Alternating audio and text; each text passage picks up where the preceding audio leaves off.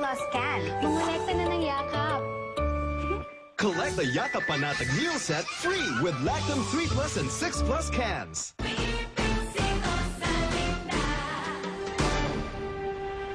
Ano, Julio? Isa ka bang ahas? Ma'am, hindi po. Very good. Buti naman at malinaw, di ba? Kasi ayokong sarili kong alaga, bigla na lang akong tutuklawin. Entiende? Julio, may problema ba? Wala, iho. Buti naman nakauwi ka na. Nag-good night lang si Julio. Hindi ba, Julio? Opo, sir. Sige po. Mauna na po ako. Good night po, sir. Sige, Julio. Oh, saan ka naman galing? Kasama ko lang ho si Gerardo. May pinag-usapan kami. Nag-usapan? Tsaka ako na lang ho kukwento sa inyo, Mama. Medyo pagod na rin ako. Sige na, magpahinga ka na. Good night. Good night.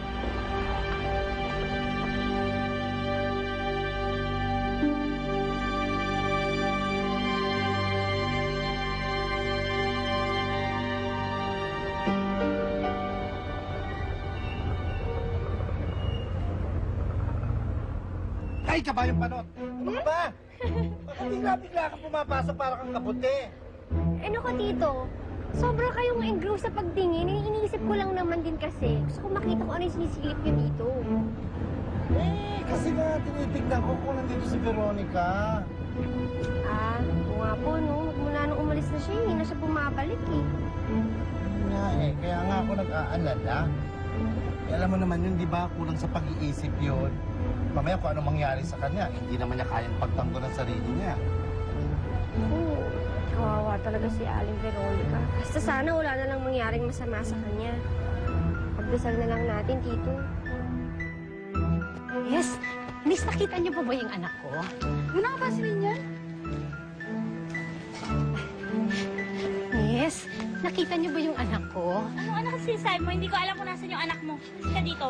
Gusto ko na kasi siyang makasama. Baka naman po nakita ninyo. Hindi ko nga alam kung nasan yung anak mo. Umalis ka dito, alis.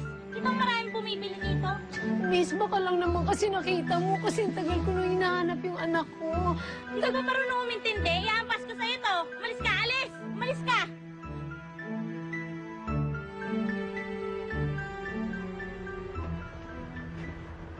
Uy, Ben! Rosalinda! Ninong. Kamusta ka? Ako naman itong batang to. Ang ginagawa mo dito? Dinadalaw ko po kayo, Ninong. Miss na miss ko na kayo eh. Ako naman. Miss ka rin namin, no? Halika to sa loob. May tambutso dito. Bilis. Naku, ano gusto mong merienda?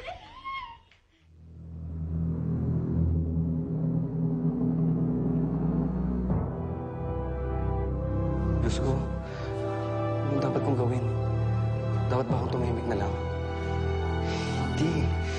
Mali yun. Dapat malaman ni Sir Fernando ang katotohanan na sarili niyang inang gusto pumatay kay Rosalinda.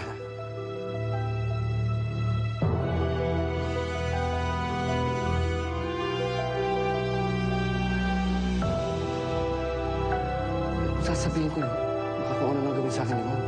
Sa demonyo yun eh. Sigurado hindi ako patatawarin yun.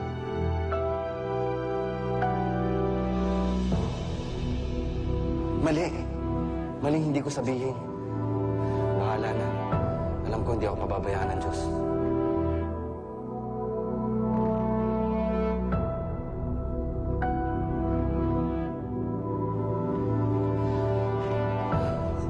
Sir. Julio. Pwede ba kayo makausap? Oo naman. Bakit? May importante lang akong sasabihin sa inyo eh. Ano yun? Ano yung kailangan mong sabihin sa akin?